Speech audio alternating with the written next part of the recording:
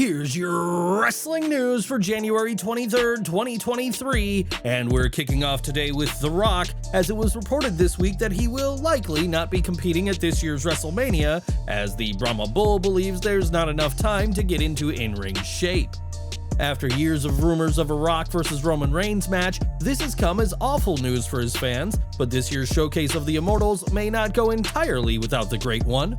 When Ringside News reached out to sources in WWE, they were told that while The Rock may not be in in-ring shape, there's still the possibility he could appear on the show. With that said, the source added that at this time, there has been no pitch made to The Rock to appear in a non-wrestling role, and time is running out for any appearance to be confirmed. The Rock is no stranger to non-wrestling Mania roles, as he hosted WrestleMania 27 in 2011 and would have an in-ring segment with Triple H, Stephanie McMahon, and Ronda Rousey 4 years later. In the Fightful report earlier this week, it was noted that The Rock remains open to working with WWE down the line, but with the Great One now in his 50s, a match is looking less and less likely. Tomorrow night, WWE will host its 30th anniversary of Raw, celebrating 3 decades of the Red brand. For those 3 decades, fans have been told those infamous 4 words, "card subject to change," so it's perhaps fitting that a major change has been made to this show. It had previously been advertised that there would be a Bloodline acknowledgement ceremony on the show, with representatives from every generation fueling speculation among fans that The Rock could appear. PW Insider is now reporting that this segment has been scrapped and will be replaced by the trial of Sami Zayn following the events of this week's Smackdown.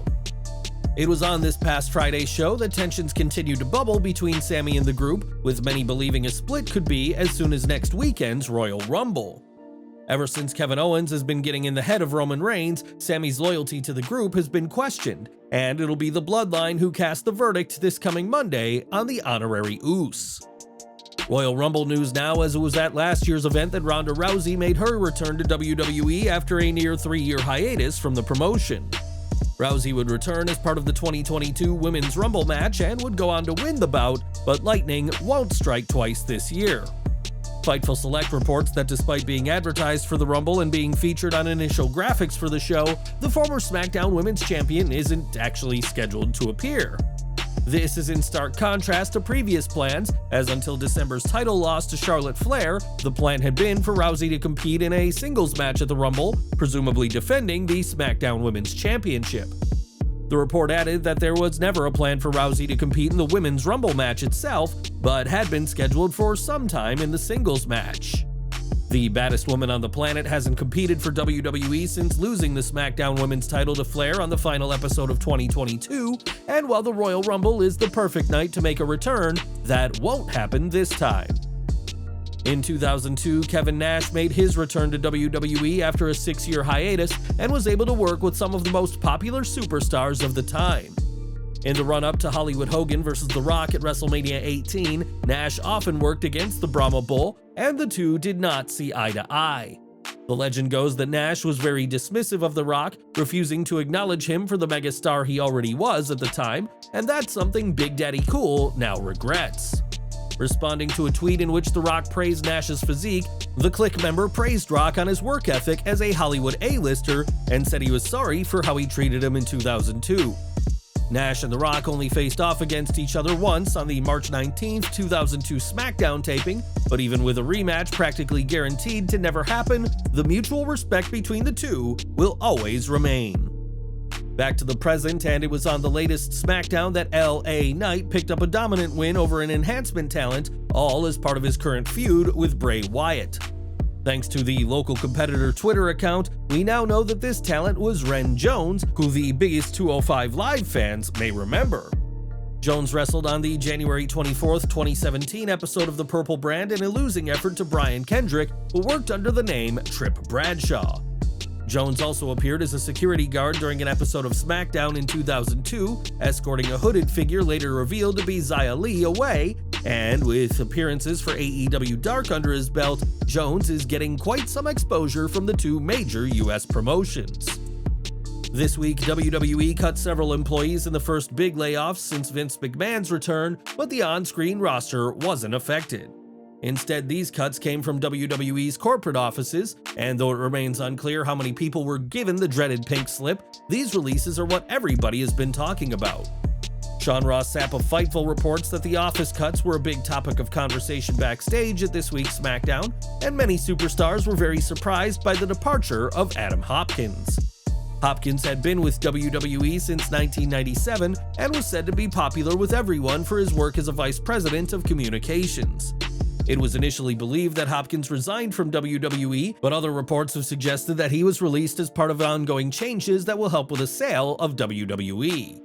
Whether the WWE roster is next to face these dreaded cuts, only time will tell, but the releases made this week have put everybody in the company on edge. This week, the wrestling world lost Jay Briscoe, and his family lost a much-beloved father and husband. During the accident, Briscoe's 2 daughters were in the vehicle and have both required surgery, and there has been some much-needed good news on the condition of his eldest daughter, Gracie. F4W Online reports that a representative for a nonprofit working with the family has said that after a tough night, Gracie has regained feeling in her lower legs after not being able to feel anything below her thighs the day prior. On Friday, Gracie was able to make small movements in her lower extremities and is now able to get in and out of a wheelchair and into bed. As for 9-year-old Jay Lee, she has had her feeding tube taken out and is back eating regular food again, and we're wishing the entire Pugh family the best at this time. If you've watched any classic matches from Triple H, you'll notice how much of the game's heel work was inspired by Ric Flair, who the WWE's head of creative idolized growing up. Therefore, it was a treat for Triple H when Flair returned to WWE in 2001 and would later become his mentor on and off screen, but their relationship has not always been easy. When Flair left WWE in 2021, he did so on very poor terms with the company, believing that the creative for him and his daughter Charlotte were not up to the standard he expected. At the time, Flair said he had a falling out with Triple H, but on the latest To Be the Man, said that they have since reconciled. As I said, we've had our differences, but I think he does a great job in creative. And we've repaired that, you know? I apologized and we didn't, my problem is, I guess the older I get, the more I just want everybody to be happy. Does that make sense? That never is gonna happen in life, but you wouldn't want to see anybody just be unhappy, and I want him and Stephanie to be happy. Triple H is now head of WWE's creative, a role that fans are eager for him to keep, and with Flair appearing on next week's Raw, we'll have to see what the game has in store for his mentor. And we're ending today with next week's Raw's 30 show, which will feature plenty of legends from the past make their return. Names like The Undertaker, Shawn Michaels, and the ever-controversial Hulk Hogan have been advertised for the event, but fans also spotted some other interesting names this week. During a video package promoting the 30th anniversary show, several AEW stars were featured, including Mark Henry, Bryan Danielson, and Chris Jericho. Responding to the clip, Jericho was surprisingly on board with the package, saying that pro wrestling transcends any given company, and that this video contains some legendary memories. Since coming to AEW in 2019, Jericho hasn't shied away from taking digs at WWE, though has cooled off on the idea over the past year or so, though don't expect an in-person appearance by the Ocho next week.